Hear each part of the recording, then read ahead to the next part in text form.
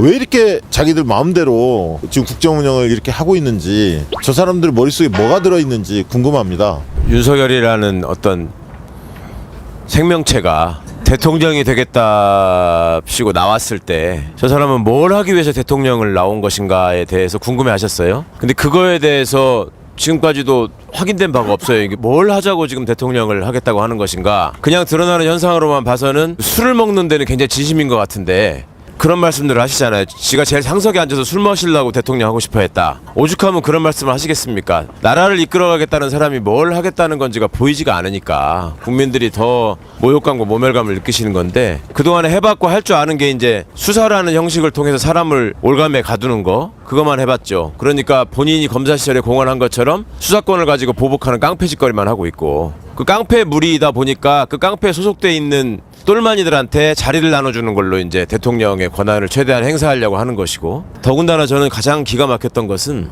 그 전에 작년까지 제가 법사위에 있으면서, 법사위라고 하는 것은 원래 법을 최종적으로 심사해서 본회의에 올리는 역할을 하기 때문에 정부가 무슨 일을 하고자 하는 것인지, 뭐에 제일 매달리고 있는 건지가 드러날 수밖에 없습니다. 이 법은 꼭 좀 처리해달라, 통과시켜달라, 이거를 사정을 하게 돼 있거든요. 근데 여러 번 방송에서 말씀드렸는데 그런 게 딱 하나밖에 없었어요.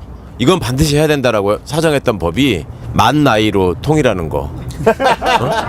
그러면 국민들 나이 만으로 통일시켜 주려고 대통령을 하겠다는 것인가. 그래서 기가 막혔는데, 새해가 돼가지고서는 더더욱 하고 싶어하는 게 이재명 대표한테 최대한의 모욕을 줘서 민주당을 분열시키고 그것을 통해서 정치적인 이득을 얻으려고 하는 것, 딱 정치검사들을 내세워서 하는 수법만 반복하고 있었단 말입니다. 그러다가 더 큰 일을 벌였는데, 적어도 대통령이라는 사람이 국민들 앞에 그렇게 어마어마한 일을 결단이라는 이름으로 포장을 해서 했으면 거짓말은 하지 말아야죠. 지금 뭐 아까 들은 얘기 중에 가장 기가 막혔던 게, 피해자의 입장을 존중해서 배상 문제를 해결하고자 한다라는 말을 했다는 겁니다. 피해자들의 입장을 언제 한번 들어본 적이 있었길래 그런 말을 하는 것인지, 감히 할 수 없는 일을 막 지금 내뱉고 있거든요. 그 피해자의 입장을 존중했다고 하면 이 사람 머릿속에는 지금 일본을 피해자라고 생각하는 것인가. 그거 아니면은 사실은 논리적으로는 설명이 안 되는 지금 행동을 계속하고 있거든요. 그러면서 본인이 후보 시절에 했던 얘기들, 손발노동은 아프리카 사람들이나 하는 것이다. 그 다음에 여러 가지 얘기를 통해서 중국을 폄하하고 세대 간의 갈라치기를 하고 남성과 여성을 분열시키려고 하고, 이런 갈라치기를 통해서 얻은 정권이다 보니까 계속 갈라치기를 하다 보면 나의 그 열성 지지자들은 나를 도와줄 것이고, 그런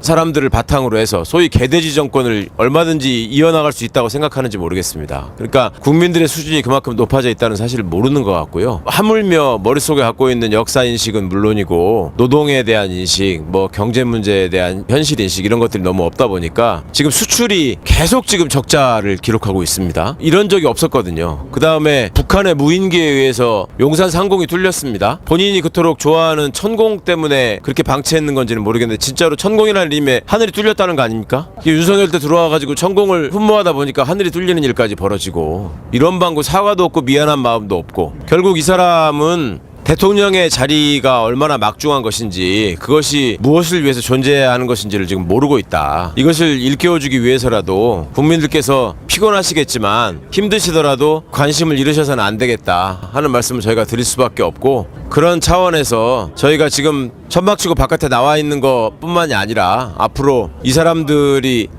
해나갈 무도한 일들이 더 생긴다면 이것은 강도를 계속 높여나갈 수밖에 없고, 일단은 저희가 농성을 시작한 이유가 이상민 탄핵, 50억 특검, 김건희 특검, 이것을 지금 목표로 일체 시작을 했기 때문에 이것은 이제 거의 이루어지고 있는 것 같습니다. 이것이 이루어지고 나서 또 이거를 거부권으로 또 방해할 수가 있죠. 뭐 그런 문제들이 생기면 절대로 그걸 좌시할 수 없지 않겠습니까? 그때까지 여러분들 마음 모아주시고 또 뜻을 더 보태주시면 민주당 의원들 적어오면 하지 않고, 지금 뭐 덜컥수를 더 가지고 국민들의 분노와 실망을 자아낸 분들도 돌아서 지금 많이 후회하실 것 같습니다. 그것 때문에 벌어진 얼마나 많은 후과가 있는지에 대해서 본인들이 알고 계실 거라고 생각하기 때문에, 분열하면 안 된다는 거 너무나 당연한 일이죠. 근데 앞으로도 분열을 조장하는 사람들이 있다면 그것도 방치해서는 안 될 일일 것 같고, 근데 그 분열이라고 하는 것은 국민들의 감시와 성원이 있으시면 절대로 분열할 수 없다라는 거는 역사적인 진리입니다.